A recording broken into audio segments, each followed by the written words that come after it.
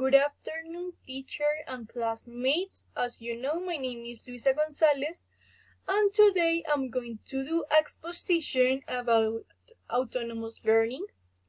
I think that this is a really important thing in our lives and interesting for talk about. First, I'm going to give you a definition, then some characteristics, advantages, and tips, and finally my own experience as an autonomous learner. So I'm going to start with the definition.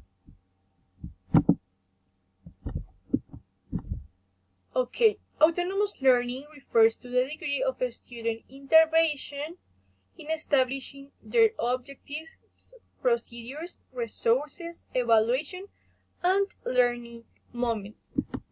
Then we have some characteristics. I think that autonomous learning have a lot of characteristics, but in my opinion, there are the most important characteristics.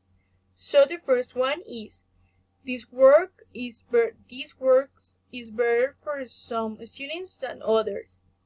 The second one refers to the student have to be responsible, self-motivating, self-dependent, and creative, because no one have to order that you will do the things and learn. You have to do that for you, for future, for your goals.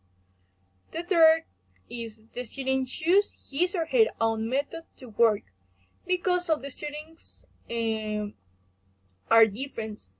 For me, this thing could be easy, but for my classmates maybe it's difficult or something like that. Okay. Now, some advantages of being an autonomous learner. The first, learners who have initiative in learning are more likely to retain what they learn than the passive learner. The second is apprentices acquire greater responsibility in the search for knowledge. 3. Becomes competent in the face of current needs. 4. It encourages curiosity, research, and above all, self-discipline.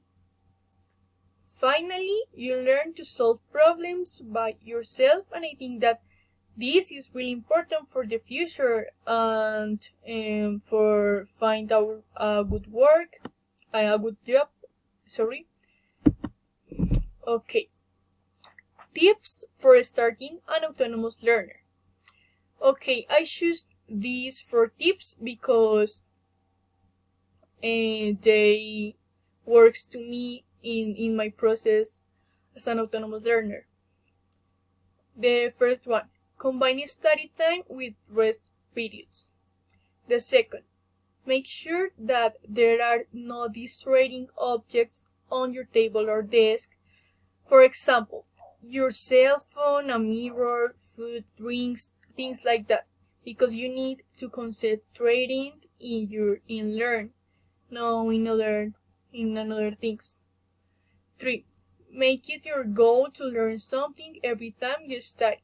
And finally, you have to find an appropriate place to study. For example, I prefer be alone to get concentrate.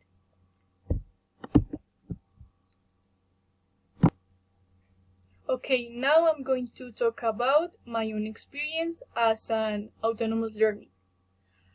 When I start, I can do nothing. So, for example, I start to do my homeworks, and minutes later, I start to play in my cell phone or chat with my friends, and I don't knew how spend my time to do the things.